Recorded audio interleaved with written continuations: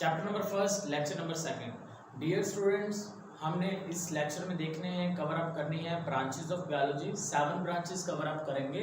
और जो lecture number first था उसमें हमने बायोलॉजी और साइंस का थोड़ा सा इंट्रोडक्शन देखा था, और साथ में बेटा हमने देखा था divisions and branches of biology. तो एक आप चीज़ ऐड करते जाएं, वो ये है कि who is the father of biology. अगर आपसे पूछ लीजिए बायोलॉजी का जो फादर है वो कौन है, तो आपने कहना है अरिस्टोटल। कौन है जी? Aristotle is the father of biology. अगर आपसे पूछ लिया जाए who is the father of science, तो अरिस्टोटल फादर ऑफ साइंस नहीं है, इट इज द गैलीलियो। ठीक है, कौन है? Galileo is the father of science. बहरहाल हम अरिस्टोटल तक महदूद रहेंगे because he is the father of the biology. And who is the mother of science? Science की जो मदर है वो मैथमेटिक्स है। Who is the king of science? It is the physics. Physics is the king of science, mathematics is the mother of science. Who is the father of science? It is the it is a Galileo, and who is the father of biology? It is a Aristotle. तो start करते हैं हम एक branch से, and the branch is cell biology. बेटा title पे focus करना है आपने, और डेफिनेशन ऑटोमेटिकली निकल आएगी। सेल बायोलॉजी यानी कि लिविंग बायोलॉजी का मतलब लिविंग ऑर्गेनिज्म की बात हो रही है। तो सेल बायोलॉजी का मतलब कि हम यहाँ पर बेटा बात करने वाले हैं एक सेल के बारे में। हम ये यहाँ पर स्टडी करने वाले हैं जो सेल है बेटा, सेल के अंदर कौन कौन सी ऑर्गेनेलिज होती हैं, सेल के अंदर न्यूक्लियस कहाँ पर है, राइबोसोम्स कहाँ पर है, माइटोकॉन्ड्रिया क्या है, इन चीज़ों को हम स्टडी करेंगे। यानी कि cell biology is a branch of biology in which we study, जिसमें हम स्टडी करना है किस चीज़ को? हमने सेल को स्टडी करना है। सेल के अंदर जो स्ट्रक्चर हैं जिसको हम नाम देते हैं ऑर्गेनेलिज का, हमने उन ऑर्गेनेलिज को स्टडी करना है। और बच्चे हमने ये भी स्टडी करना है कि जब एक सेल डिवाइड होने के बाद 2 सेल बनाता है तो वो कौन सी डिवीजन के जरिए से डिवाइड हो रहा है, आया कि वो बच्चे माइटोसिस के जरिए से हो रहा है या फिर मियोसिस के जरिए से हो रहा है। यानी कि हमने ये कह सकता हूँ कि इसी की ब्रांच के अंदर हमने जो तीसरी चीज़ स्टडी करनी है वो है सेल डिवीजन। और सेल डिवीजन जो होती हैं वो बेसिकली 2 टाइप्स की होती हैं। एक जो सेल डिवीजन है उसे आप नाम दे सकते हो माइटोसिस का, और जो दूसरी सेल डिवीजन है उसे नाम दे देंगे मियोसिस का नाम दे देते हैं। ठीक है, तो सपोज डैट ये एक सेल है, ये सेल का आ गया न्यूक्लियस, ये सेल डिवाइड हुआ, तो देखें मेरा न्यूक्लियस हर सेल के अंदर आ गया, इसी तरह से ऑर्गेनेलिज भी आ जाएंगे। और जब हम ये स्टडी करेंगे that is included in the cell biology is the branch of biology in which we study cell, the cell organelles as well the cell division, cell growth is studied in cell biology. Next one is the physiology.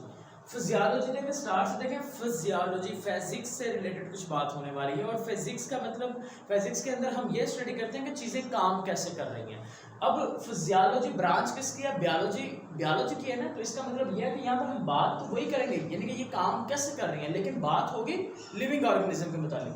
तो यहाँ पर एक ऐसी branch of biology जिसमें हम ये देखेंगे कि फंक्शनिंग कैसे हो रही है। It is a branch of biology in which we study functioning, जिसके अंदर हमने स्टडी करना है फंक्शनिंग को स्टडी करना है कि आपकी जो बॉडी है वो काम कैसे कर रही है, बॉडी के जो पार्ट्स हैं, functioning of body parts of living organisms. बेटा वो किस में आ जाएंगे आपके पास? वो आ जाएंगे फिजियोलॉजी के अंदर आ जाएंगे। जैसा कि देखिए, मुझे देखिए बेटा, मैं अपने हाथ हिला रहा हूँ मसल्स की मदद से, तो कैसे हिला रहा हूँ? हम खुराक खाते हैं वो कैसे डाइजेस्ट हो रही है नहीं पता हमें, सही है। तो नेक्स्ट आ गया आपके पास व्हाट इज जेनेटिक्स। अब जेनेटिक्स इंपॉर्टेंट है। ये नेक्स्ट बेटा जो बायो की बेस होती है ना वो जेनेटिक्स के ऊपर होती है, तो ज़रा इसको गौर से देख लेना। ये आ गया एक simple animal cell. Why it is called animal cell? Because here is only the plasma membrane is present, the cell wall is absent. Cell wall यहाँ पर नहीं है, और जिस सेल में सेल वॉल ना हो हम उसे कहते हैं एनिमल सेल। एनिमल सेल के सेंटर में आ गया न्यूक्लियस, और बेटा न्यूक्लियस के अंदर यहाँ पर ये जो स्ट्रक्चर है इसको हम नाम दे देंगे क्रोमोसोम का। क्या नाम देंगे? क्रोमोसोम। जरा सीक्वेंस याद रखें, न्यूक्लियस, ठीक है, न्यूक्लियस के अंदर क्या है? क्रोमोसोम। अब ये जो बेटा क्रोमोसोम होते हैं ना, ये मिल के बनते हैं 2 चीज़ों से। नेक्स्ट इनमें से एक जो चीज़ होती है हम उसे कहते हैं डीएनए, और जो दूसरी चीज़ होती है उसे कहते हैं प्रोटीन्स। डीएनए और प्रोटीन मिलकर क्या बना रहे हैं? क्रोमोसोम। अब डीएनए के ऊपर कुछ छोटे छोटे स्ट्रक्चर्स होती हैं, उनको नाम देते हैं जीन्स, और जीन्स के पास होती हैं इंफॉर्मेशन। यानी कि मेरे बालों का कलर ब्लैक होना है या ब्राउन होना है, ये चीज को हम डिसाइड करने वाले जीन्स, जो कि कहाँ मौजूद है, डीएनए पे। डीएनए कहाँ पर है, क्रोमोसोम बना रहा है, और क्रोमोसोम क्या है, वो न्यूक्लियस के अंदर, न्यूक्लियस सेल के अंदर। जब हम जीन्स को स्टडी करते हैं वो किस में आ जाएगा, जेनेटिक्स के अंदर। जब हम डीएनए को स्टडी करते हैं या क्रोमोसोम को स्टडी करते हैं वो किस में आएगा, जेनेटिक्स के अंदर आ जाएगा। तो इन शॉर्ट में ये कह सकते हैं it is a branch of biology in which we study inheritance. अब इनहेरिटेंस क्या होती है, एक इंपॉर्टेंट पॉइंट पे, इनहेरिटेंस का मतलब ये होता है कि खसूसियात किस तरह से ट्रांसफर हो रही है, यानी कि जो ट्रेड्स हैं वो किस तरह से वालिदैन से बच्चों में जा रहे हैं। हम अक्सर घरों में बात की जाती है कि जी ये जो फलां बच्चा है इसकी जो आंखें हैं वो इसकी खाला पर चली गई हैं या आंटी पे चली गई हैं, ये बिल्कुल अपने फादर की तरह से, ये बिल्कुल अपनी मदर की तरह है, ठीक है। तो बातें होती हैं ना इस तरह की, तो वो क्यों की जाती हैं, बिकॉज हमारी जो खसूसियात है वो हमारे पेरेंट्स से मिलती हैं। क्यों मिलती हैं, क्योंकि जीन्स होते हैं हमारे, और वो हाफ फादर से आते हैं हाफ मदर से आते हैं, राइट। तो जब जीन्स फादर और मदर से आ रहे हैं, खसूसियात भी उन्हीं से मिल जाएंगे। और वो जो खसूसियात होती हैं, देखिए खसूसियात का वालिदैन से बच्चों में मुंतकिल होने को क्या कहेंगे, इनहेरिटेंस, यानी कि ट्रांसफर ऑफ ट्रेड्स। इसको अगर डिफाइन करना है तो आप कह देंगे transfer of trade from parent two of spring, उसे क्या कहेंगे, इनहेरिटेंस का नाम देंगे। अब नेक्स्ट आ गया embryology. What is embryology? Embryology के अंदर बेटा हमने ये स्टडी करना है एम्ब्रियो को और उसकी डेवलपमेंट को। किस चीज को स्टडी करना है, एम्ब्रियो को और एम्ब्रियो की डेवलपमेंट को। अब ये थोड़ी सी बात डिफिकल्ट यहाँ पर लगती है कि एम्ब्रियो और उसकी डेवलपमेंट का क्या मतलब है। फर्ज करें मेरे पास एक सीड है, मैंने वो सीड ना जमीन के अंदर सो कर दिया। अब वो जो सीड है ना उसके अंदर मौजूद होती है एक एम्ब्रियो। एम्ब्रियो वो स्ट्रक्चर होगी, वो साख्त है जहां से एक नए पौधे ने बनना। जब मैंने उस एम्ब्रियो को, उस सीड को जमीन में सो किया तो उस एम्ब्रियो से नया प्लांट निकलाया, स्टेम निकलाया और उसकी शाखें निकल आई। अब देखें एम्ब्रियो ये जो सीड में था उसको स्टडी करना, या फिर उस एम्ब्रियो से जब नया प्लांट बना है उस प्लांट को स्टडी करना। ये सारे का सारा जो प्रोसेस होगा ये बेटा किसके अंदर हम स्टडी करेंगे, this one is included in the embryology, यानी कि जो प्लांट्स है ये उसकी एग्जांपल्स में भी लिख सकते हैं। Is it clear? तो it is actual the study of development of embryo, development of embryo. Next आज व्हाट इज मॉलिक्यूलर बायोलॉजी? देखिए मॉलिक्यूलर बायोलॉजी, बायोलॉजी का मतलब लिविंग ऑर्गेनिज्म, मॉलिक्यूलर मॉलिक्यूल्स, यानी कि हम यहाँ पर बात होगी कुछ मॉलिक्यूल्स की बात होगी। और वो कौन से मॉलिक्यूल्स होंगे, वो ऐसे मॉलिक्यूल्स होंगे जो मौजूद होंगे लिविंग ऑर्गेनिजम्स के अंदर। ऐसे मॉलिक्यूल्स जो लिविंग ऑर्गेनिजम्स के अंदर मौजूद है, जब हम उनको स्टडी करते हैं तो वो आ जाएंगे मॉलिक्यूलर बायोलॉजी के अंदर।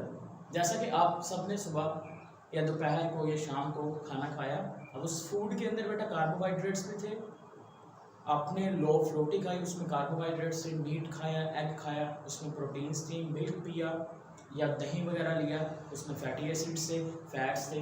तो molecular biology is a branch of biology in which we study of molecules, study of molecules.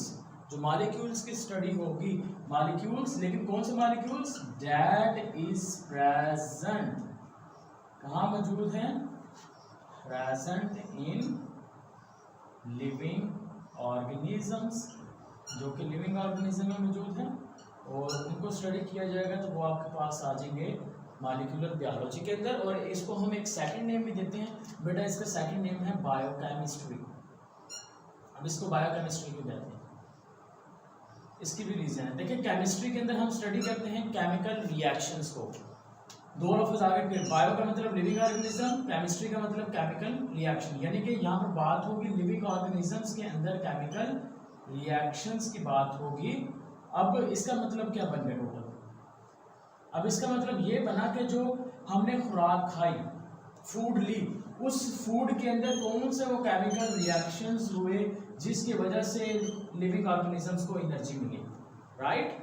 हमने स्टडी किसको करना है, बायोमॉलिक्यूल्स को, यानी कि बायोमॉलिक्यूल्स के केमिकल रिएक्शंस, यानी कि हम खाना खा रहे हैं, हमें नहीं पता वो खाना कैसे हमें एनर्जी प्रोवाइड कर रहा है, तो वो हम किस में स्टडी करेंगे, वो बायोकेमिस्ट्री यानी कि मॉलिक्यूलर बायोलॉजी के अंदर स्टडी करेंगे। और जब आप ये ब्रांच लिखेंगे तो साथ में एग्जांपल्स लाजमी लिखनी है, और एग्जांपल्स के अंदर बेटा आप ऐड कर सकते हैं कार्बोहाइड्रेट्स को ऐड कर सकते हैं, बेटा आप ऐड कर सकते हैं इसके अंदर प्रोटीन्स को, और बेटा आप इसके अंदर ऐड कर सकते हैं फैट्स को etcetera.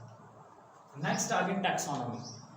Taxonomy is a branch of biology, एक ऐसी ब्रांच जिसमें हम जानदारों को क्लासीफाई करते हैं।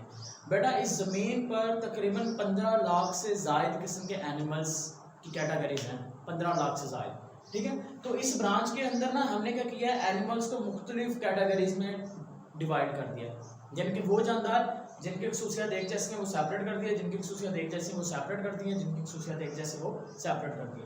तो ब्रांच ऑफ बायोलॉजी,